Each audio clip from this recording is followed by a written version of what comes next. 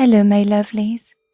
I'm your host, Serenity, and today, on Quora, we are taking a look at: could an average modern man survive in the Middle Ages?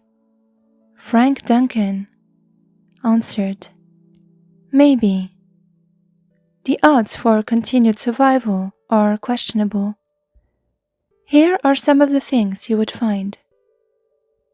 Probably how helpless you were and how quickly you could die. Let us assume that you were transported back 1,000 years to medieval Europe in your modern clothes. Blip, there you are, in the middle of someone's field 1,000 years ago. You would find that you could not communicate with anyone. Any languages you may know are completely incomprehensible to the inhabitants due to vowel and consonant shifts. In addition, you wouldn't know the names of anything in use, since none of them exist today in the form they were then. You have not a single skill set usable back then. You know how to write, but not in any usable form. Your skills with an iPad or texting on your iPhone are worthless.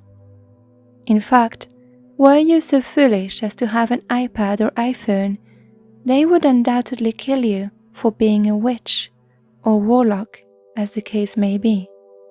Even if you survive very long, there is no job you will know how to do. Nothing that you have of value today would be worth anything back then. Obviously, your credit card won't work. Your wallet full of paper money would be worthless and usable only as tinder. The coins you have in your pocket are neither gold, silver, or copper, and so are worthless.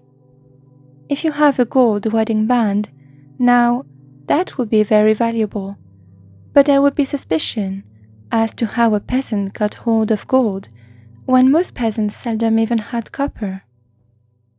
You would probably die of disease.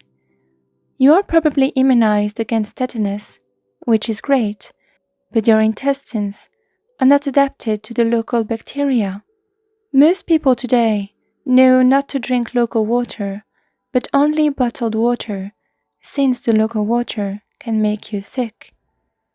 You will have no choice, and hydration will be with the very water that made you sick in the first place.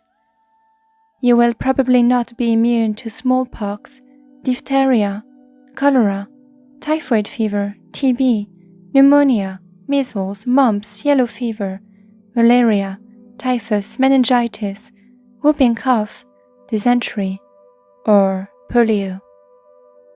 A simple scratch, which today would get some antibiotic cream, can quickly lead to blood poisoning, septicemia, and death. The medical knowledge of the time didn't include any knowledge of bacteria or viruses. There were no protective measures taken against infection. Treatment of many diseases were treated by bleeding, which only weakened the patient. So, getting sick or especially injured was frequently a death sentence.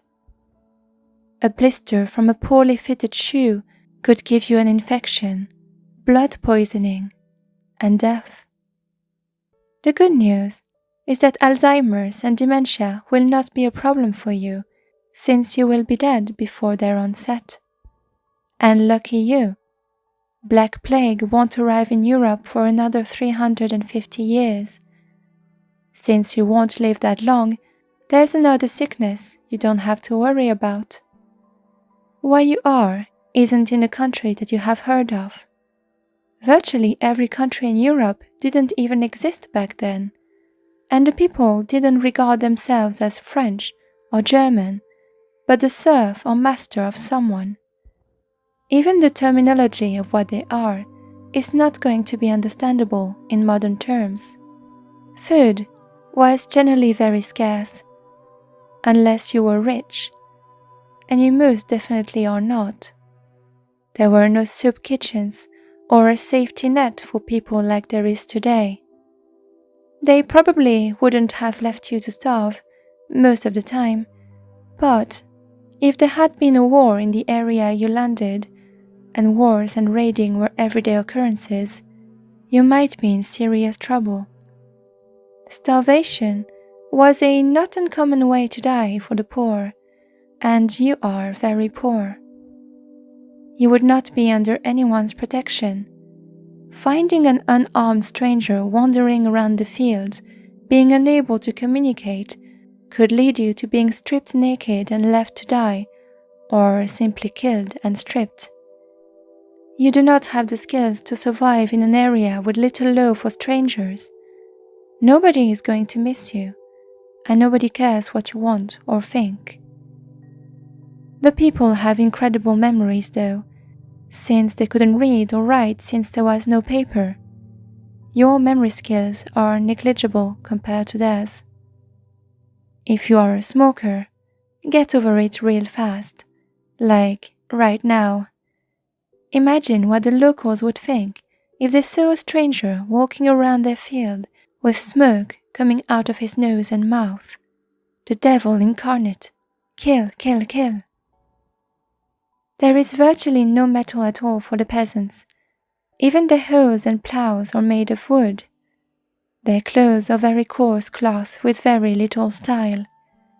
The houses have no windows, and whatever glass is reserved for the gentry. The farm animals lived in the huts along with the people.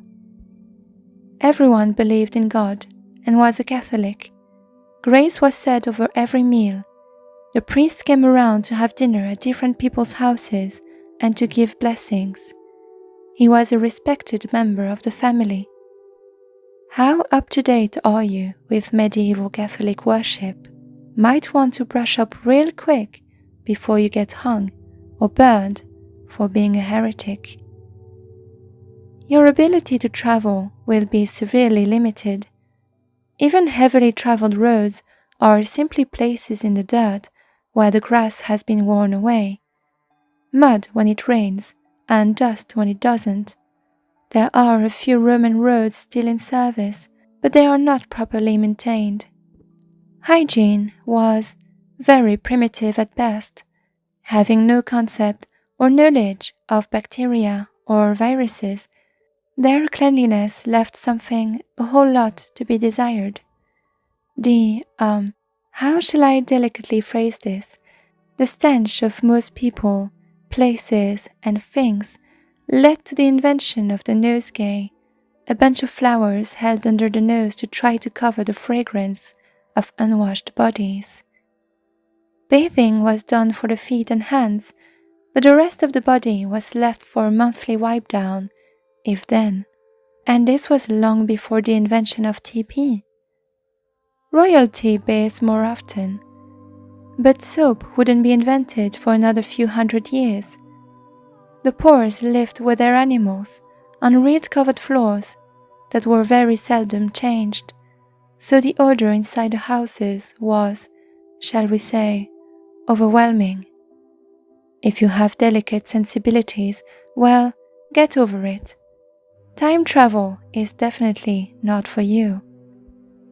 As I see it, your only hope is to find a monastery and hope that they will take you in until you can learn the language and try to learn a marketable skill so you can travel around to see the sights. They are also the most likely to feed you too. Some useful skills might be a cobbler, tinker, or a tinsmith, but you would have to make your own tools. Good luck. You are definitely going to need it. That is all for today's video. What did you think about this guide to Middle Ages time travel? Personally, I disagree with the fact that you would be taken for a peasant.